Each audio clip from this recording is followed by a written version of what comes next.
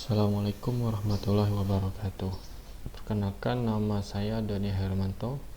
Tempat tanggal lahir Tempilang 9 Juli 1992. Pendidikan S1 Pendidikan Seni Rupa dan berdinas di SMK Negeri 1 Badau Belitung. Baiklah, pada pertemuan yang pertama ini kita akan belajar bab 1, yaitu tentang seni rupa 2 dimensi. Tahukah kalian apa itu seni rupa 2 dimensi? Seni rupa 2 dimensi adalah karya seni rupa yang hanya memiliki dua ukuran atau sisi, yaitu panjang dan lebar, yang hanya dilihat dari satu arah. Misalnya kalau kita melihat dari arah depan.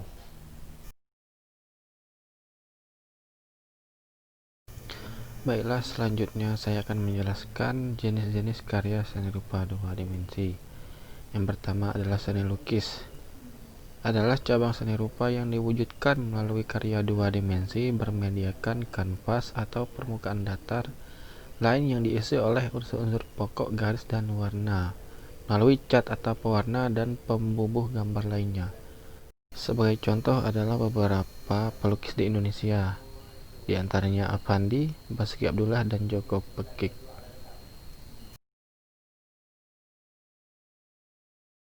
Kemudian selanjutnya, yang kedua adalah seni gambar. Menurut Kamus Besar Bahasa Indonesia, menggambar adalah merupakan kegiatan meniru barang, orang, binatang, dan sebagainya yang dibuat dengan coretan pensil atau alat lainnya pada sebuah kertas. Akan tetapi, hasil dari kegiatan seni yang satu ini tidak hanya soal tiru-meniru suatu objek.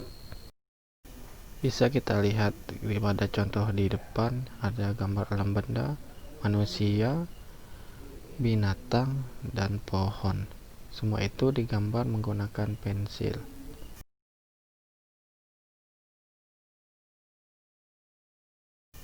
Dan yang ketiga adalah seni grafis. Seni grafis berasal dari bahasa Inggris grafik atau graf, yang artinya membuat tulisan, gambar, atau lukisan yang dikerjakan dengan cara digores atau ditoreh. Seni grafis adalah salah satu karya seni rupa murni berwujud 2 dimensi yang proses pembuatannya melalui teknik cetak. Tekniknya, seni grafis dapat dibedakan menjadi 5 jenis, yaitu cetak saring, silk screen atau cetak sablon, cetak datar litografi, cetak tinggi woodcut, cetak dalam intaglio, dan cetak foto atau fotografi. Dan sebagai contoh, pada gambar di bawah dan di samping merupakan contoh dari cetak tinggi. Selanjutnya, yang keempat adalah seni fotografi. Fotografi adalah cara untuk mendapatkan gambar dengan alat seperti kamera, ponsel, cam, dan sebagainya. Fotografi disebut juga dengan melukis cahaya.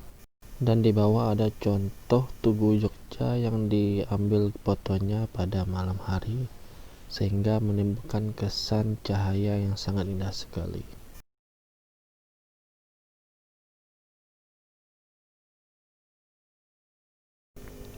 Selanjutnya, yang kelima adalah seni batik. Seni batik ialah gambar hias yang dibuat di atas kain, yang teknik untuk membuatnya menggunakan bahan lilin sebagai penutup dan alat canting. Selain canting, alat-alat yang digunakan untuk membatik yaitu gawangan, tiang penyangga, kain, dan wajan sebagai tempat peleburan lilin.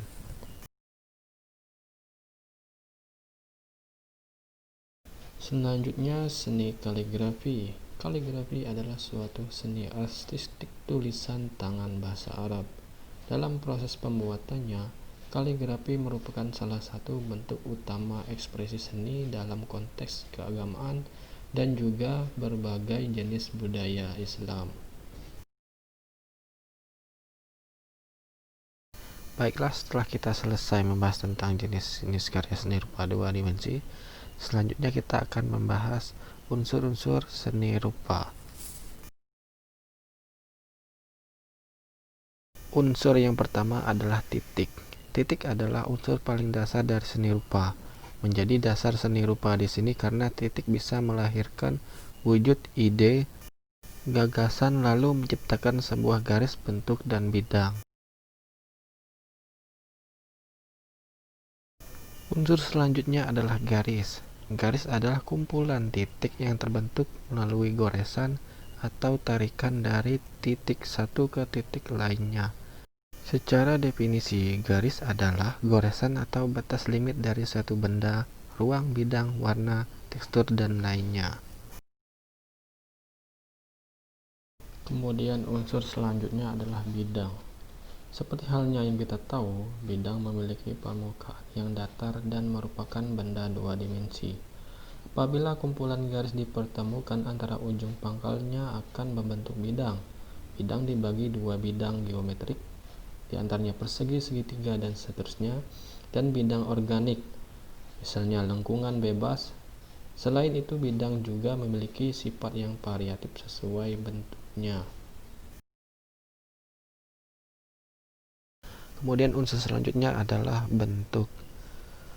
Bentuk gabungan dari unsur bidang akan menciptakan bentuk. Bentuk secara bahasa berarti bangun, shape, atau bentuk, prestis, form. Bangun adalah bentuk benda yang terlihat oleh mata seperti bulat, persegi, tak teratur, dan lainnya. Sedangkan bentuk plastis adalah bentuk benda yang terlihat karena adanya unsur nilai value dari benda tersebut, misalnya kulkas. Adapun dua jenis bentuk antara lain. Yang pertama geometris. Bentuk geometris terdiri dari bentuk kubistis, contohnya balok dan kubus, dan silindris, contohnya adalah bola dan tabung. Kemudian kedua non geometris, yaitu bentuk yang meniru objek yang ada di alam seperti hewan, manusia, pohon, dan masih banyak lagi, atau bentuk-bentuk yang berada di alam semesta ini seperti batu, awan, dan sebagainya. Kemudian unsur selanjutnya adalah ruang. Ruang adalah luas sekumpulan bidang dan dimensi yang meliputi panjang, lebar, dan tinggi. Dalam suatu ruang, ilusi dapat dibuat dengan garis dan bidang, kemudian dikombinasikan dengan warna yang dapat menciptakan ilusi sinar seperti perspektif dan kontras gelap terang.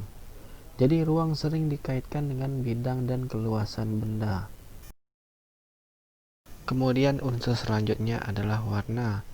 Warna adalah unsur paling dominan dalam sebuah karya seni.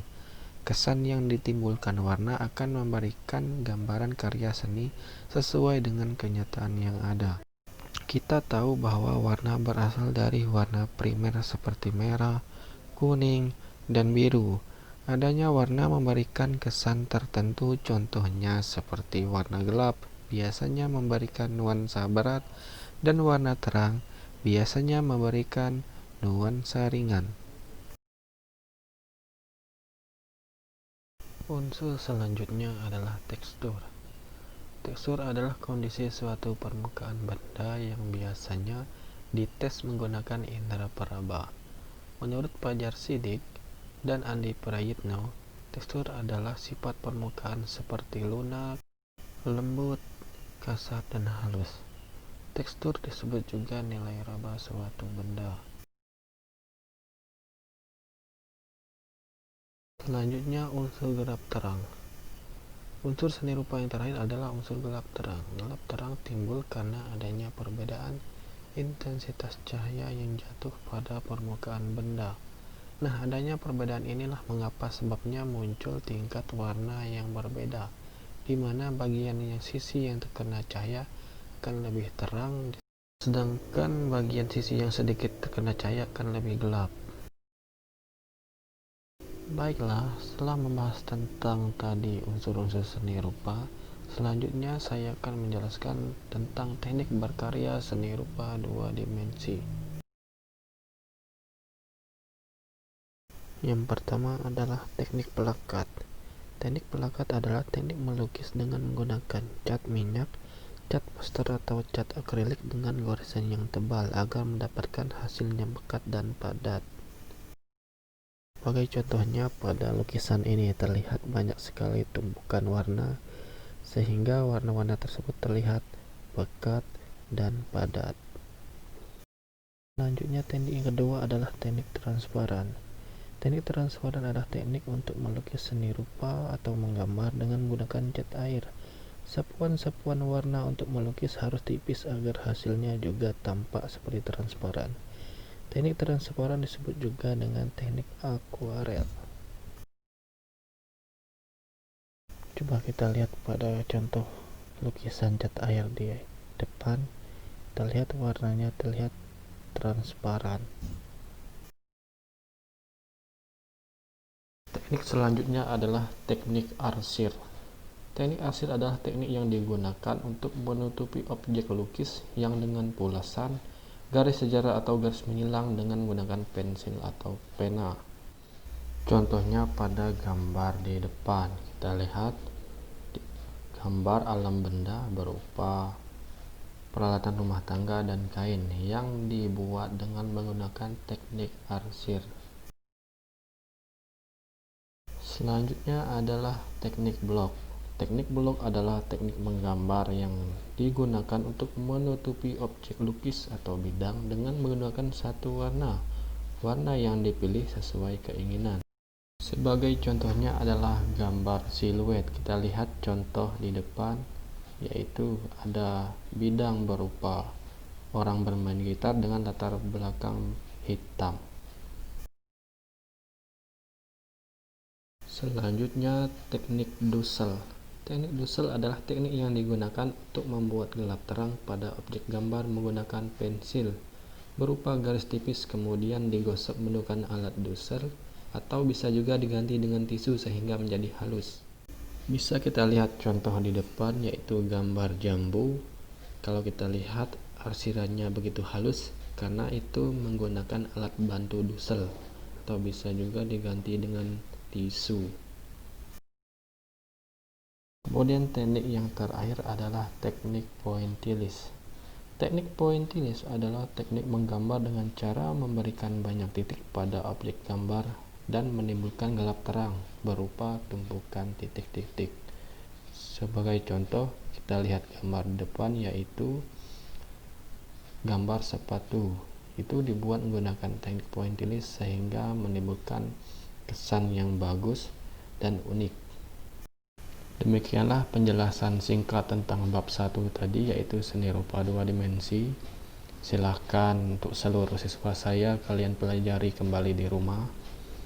Jangan lupa tetap jaga kesehatan, perhatikan pola makan, hindari kerumunan, dan jika bepergian tetap menggunakan masker. Demikian itulah yang bisa saya sampaikan. Wassalamualaikum warahmatullahi wabarakatuh.